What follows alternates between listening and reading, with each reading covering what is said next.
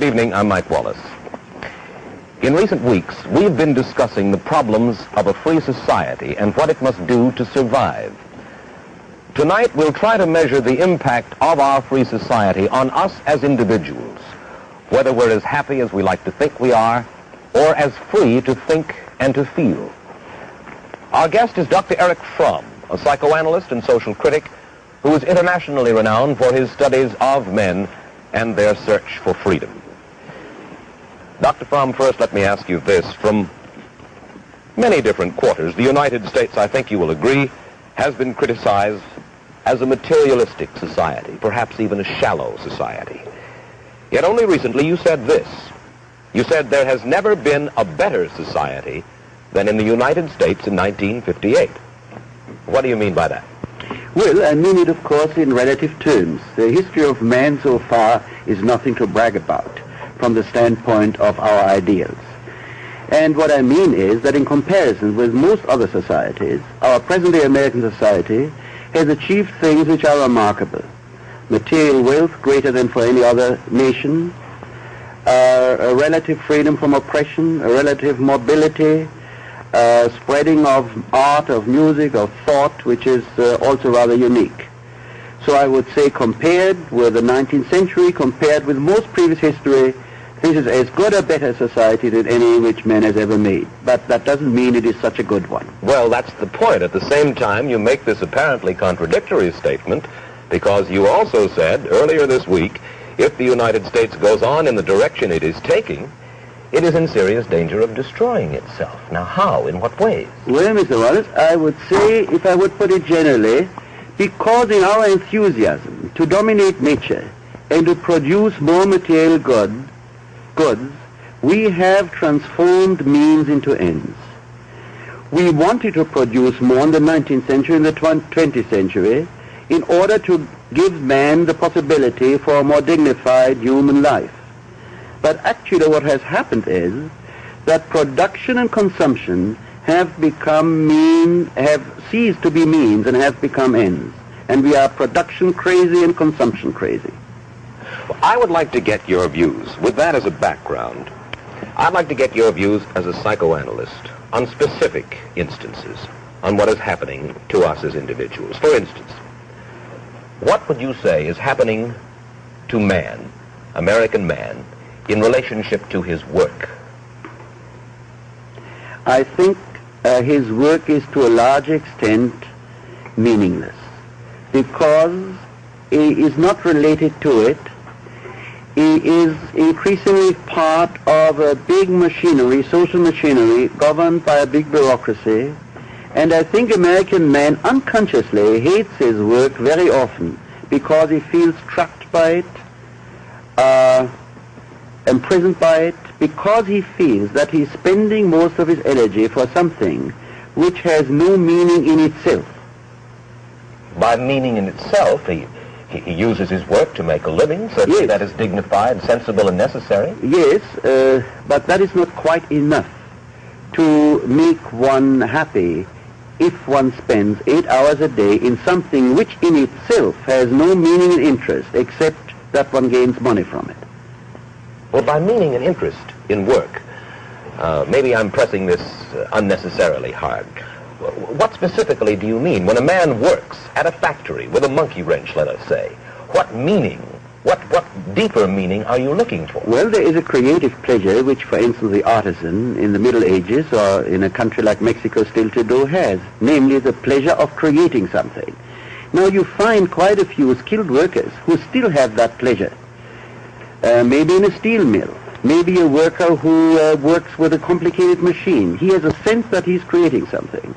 But if you take a salesman who sells a useless commodity, he feels like a fraud and he hates his commodity like something. Mm-hmm. But you say a useless commodity if he sells toothbrushes or automobiles, televisions? Well, useless is a relative term. For instance, if in order to make his quota he has to make people buy things of which he knows they shouldn't buy them, then indeed, in terms of the needs of these people, they are useless, even if in themselves they are all right.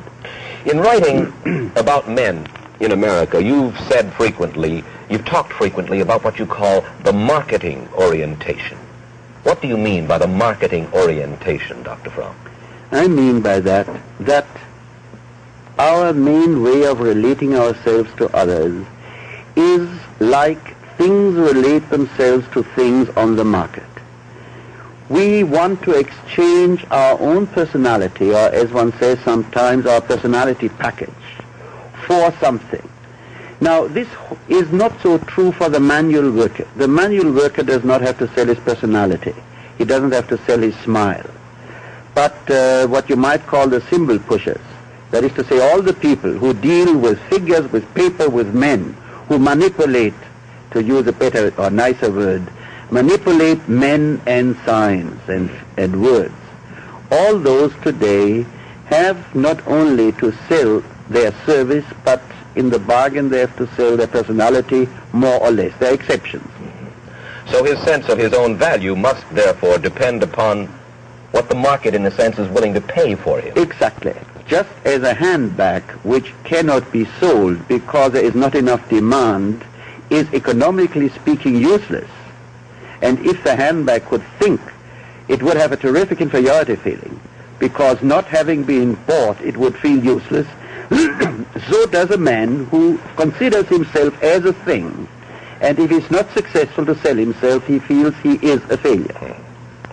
All right, let's move to our social relationships, in our feelings toward our neighbors, toward our friends. What's happening to man in those spheres? Well, in the first place, I would say our social relationships are relatively shallow. We are actually afraid to be intimate with people. Many people even with their wives and husbands. And we substitute, or we rather hide this fear of real intimacy by a superficial kind of friendliness, which is quite nice, but nevertheless very shallow. But I think there is another answer to your question, which I should like to give. Actually, if you take the average American, and studies have shown that, he is really concerned only with private affairs, that is to say, with his health, his money, and family affairs. He is not concerned with his society. He talks about it.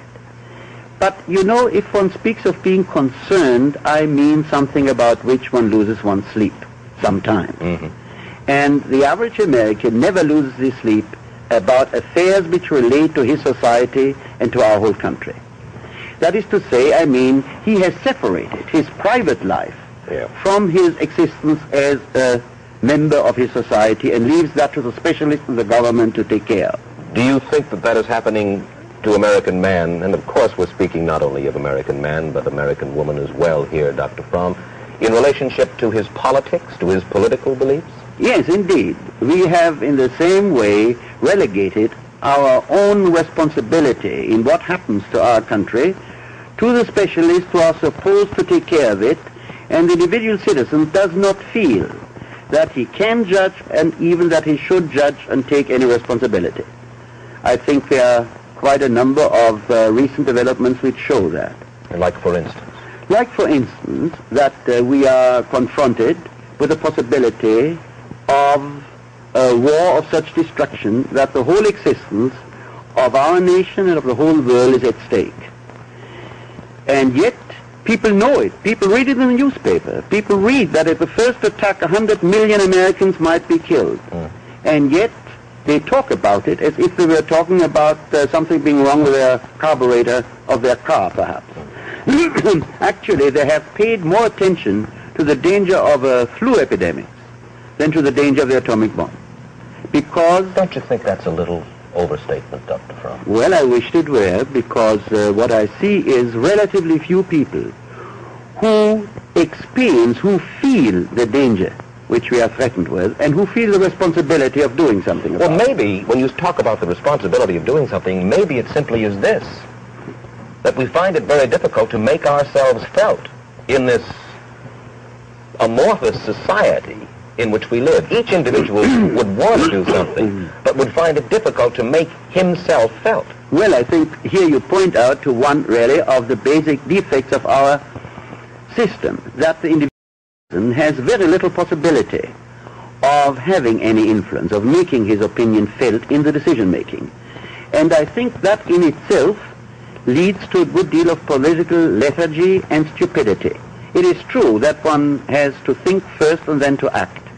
But it's also true that if one has no possibility of acting, one's thinking kind of becomes empty and stupid. Let's talk about the man in relation to his love, his marriage. Well, I would say love is something everybody talks about, and the need for love is one of the most basic needs of man, namely the experience of union with another being, of becoming one with another being. And yet I would say that love today is a relatively rare phenomenon, that we have a great deal of sentimentality, we have a great deal of illusion about love, namely as something one falls in, but the question is that one cannot fall in love really, one has to be in love, and that means that loving becomes, and the ability to love, becomes one of the most important things in life. Why is it so difficult for us to be in love as human beings? What is wrong with us, as you see it? Because we are concerned with things, we are concerned with success, we are concerned with money, we are concerned with instrumentalities. And the most important things we talk about on Sundays are things to which we pay very little attention. Love is not easy. All great religions postulate love as one of the greatest accomplishments. If it were that easy, or as easy as most people think, certainly the great religious leaders would have been rather naive. Well, you mentioned what we think about, or what we talk about anyway on Sundays. What about man in relationship to his religion? Well, I think here we find the same phenomenon. We have a religious renaissance today in America, yes, as many people say. I would say this religious renaissance, 90% of it is the greatest danger true religious experience has ever been confronted with. Why? Because what is attempted in this so-called religious renaissance is kind of a mixture between Dale Carnegie, how to win friends and be successful, and the norms of the Bible, of the Old and the New Testament, and in a kind of clever and sometimes not so clever way. People try to combine the two. Well, that is actually very much the contrary of the spirit of our true religious tradition. I could put it in another way, Mr. Wallace. I could say this. Men today, being concerned with production and consumption as ends in themselves, has very little energy, time to devote himself to the true religious experience. So when you say the true religious experience, what do you mean by that, Doctor? I mean by that the capacity to feel deep love, deep oneness with my fellow man, with nature, and if I were religious in the conventional sense, I would say with God. But it doesn't matter whether one uses God or doesn't. What matters is which experience a person has. The picture that you draw is of a society, and we're talking now basically of Western society, of American society. The picture that you draw is a very dismal one. Now, one of our main concerns, let me differentiate. Of course, our main concern as human beings, certainly in this part of the world, is to survive and to stay free and to realize ourselves. How does all that you've said affect our ability to survive and to stay free in this world that is now in crisis? Well, I think you touch upon a very important point here. Namely, we must make a decision of values. If our supreme value is the development of the Western tradition of a man for whom the highest thing in life is man, for whom love for man, respect for man, and the dignity of man are supreme values, then we cannot ask the question in the sense, if it is better for our survival, might we drop these values? If these are supreme values, and then they are there, and whether we live and we die, we shall not change these values. But if we begin to say, well, maybe we can cope better with the Russians if we also transform ourselves into a managed society. If we, as somebody put it the other day, train our soldiers to be like the Turks, who have fought so bravely in Korea. If we are willing to change our whole way of life for the sake of so-called survival, then I think we do exactly that which threatens our survival. Because our vitality, as the vitality of each nation, rests on the sincerity and depth of the faith in the ideals which it announces or pronounces. I think our danger is that we talk one thing and we feel and act another thing. How do you mean?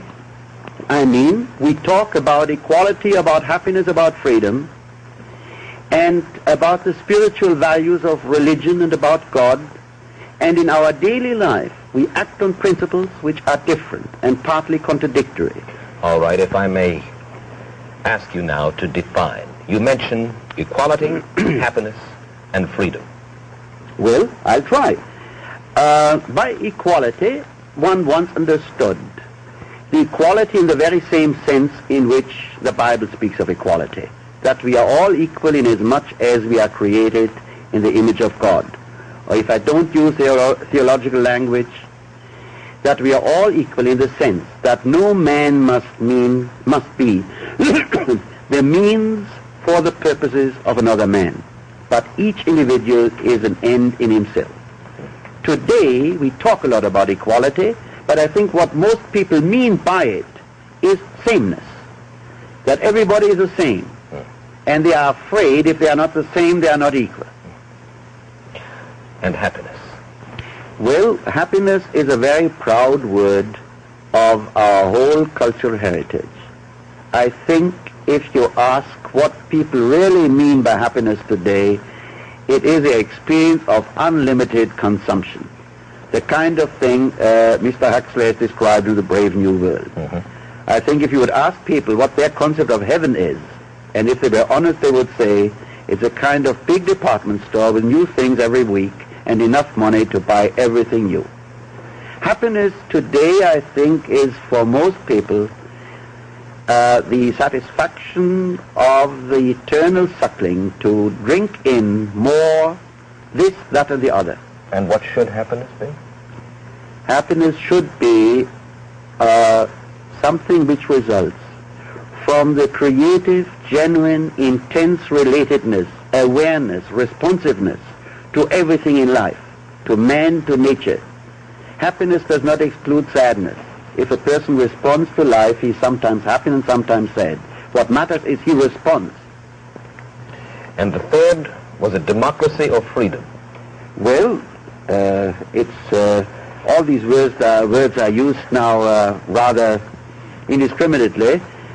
I would say democracy once meant organization of society in the state in which the individual citizen feels responsible and acts responsibly and participates in decision making.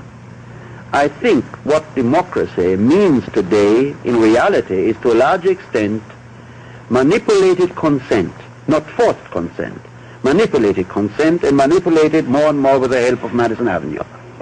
Well now that we have stated the indictment, tell me, how did we get this way? What happened to us? Where did we get off the track, Dr. Fromm? I think we got off the track, as many societies do, who follow successfully one aim and yet are not capable of seeing at what point the pursuit of this aim prevents them from following a more total aim. That is to say, they get into a blind alley. I think, to be specific, we got off the track when we concentrated more and more on production of things. Thereby, we created a split between intellect and emotion. In order to produce a modern technique, you have to use intellect. And we have created men who are very brilliant, who are very clever, but our emotional life has become impoverished. Are you talking about capitalism? Is that... Yes, I talk about capitalism, I talk about the industrial system as it has been created since 100, 200 years. Yes. Well, now, would you suggest another system which would better fortify man, which would better understand and help man to realize himself? Yes, indeed. I am a socialist. And, however, I have to add that what I understand by socialism is exactly the opposite of what many people, or most people today, mean by socialism. Explain. I understand by socialism a society in which the aim of production is not profit, but the use, in which the individual citizen participates responsibly in his work and in the whole social organization, and in which he is not a means who is employed by capital.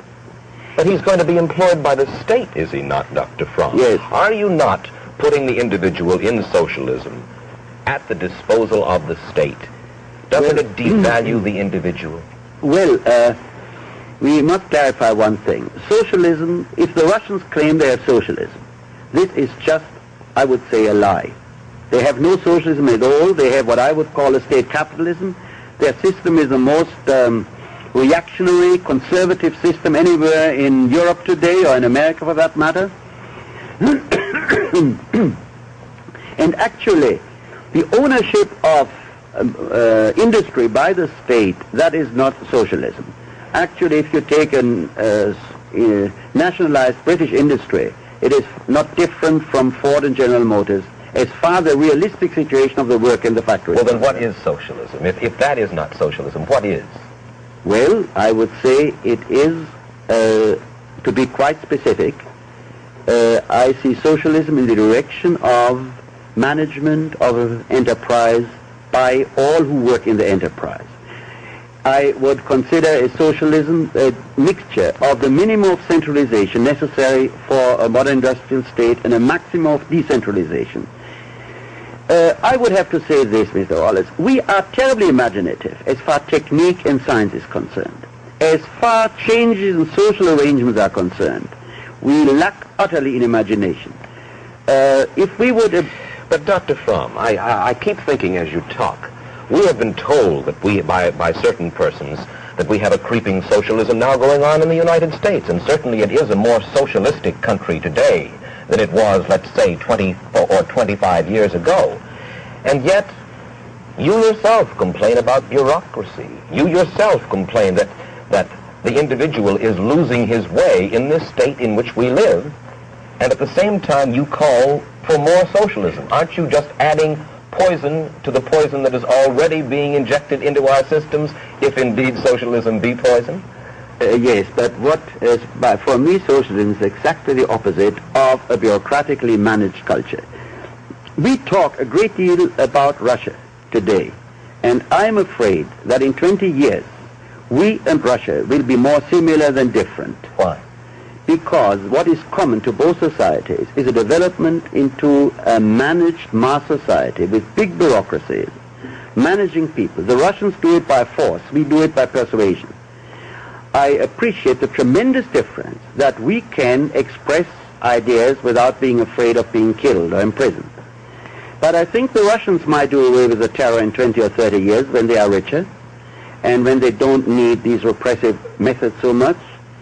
What we have in common is a mass man, a mass bureaucracy, and a manipulation of everyone to act smoothly, but with the illusion that he follows his own decisions and opinions. So far, I personally, if I may express an opinion, go with you. But I find it difficult to go with your solution. I go with your diagnosis, but not to your cure, because I don't understand your socialism, I guess. Well, you see, that is so difficult because the Russians have succeeded in one thing. They have sold the world the idea that they represent socialism and the ideas of Marx. And we have done the greatest service to their propaganda by agreeing that that's what it is. I would need much more time to explain that socialism in the humanistic democratic sense in which Marx meant it and which I understand by it, is exactly the opposite of a managed society managed by big bureaucracy. How this could be done, how individual responsibility can be aroused can be created, that is a matter of social organization which would lead us into detail. Where can those looking in tonight find out more about this? Well, I have tried in one book of mine to describe this. The Sane Society. The Sane Society. I want to mention that Marx shares something, if you don't mind the comparison, with the Old Testament. It's many people talk about him, but nobody has read him. And in fact, there are very important writings of Marx which are not even translated into English. So you suggest that we go to Dr. Erich Fromm and to Karl Marx? Well, not exactly. I would be in very good company, though. One final question, sir. In reading your Sane Society, and you only have, I'm sorry to say, a half a minute to answer this, I feel a certain despair in Erich Fromm about the future of the world. Mr. Wallace, I feel worried, deeply worried, only about one thing, the possibility that we fall, that we cannot avoid an atomic war. And the only concern which I have today is that we have a policy, a foreign policy, which enables us to avoid a catastrophe which, if one understands it properly, is undescribable. Short of that, I have a tremendous faith in the possibilities of man which have shown in his past, and I believe if we avoid war, we shall be able to revive our real vision of life, but that we must see it, and therefore that we must be critical to where we are. Thank you, Dr. Fromm, for coming and spending this time with us.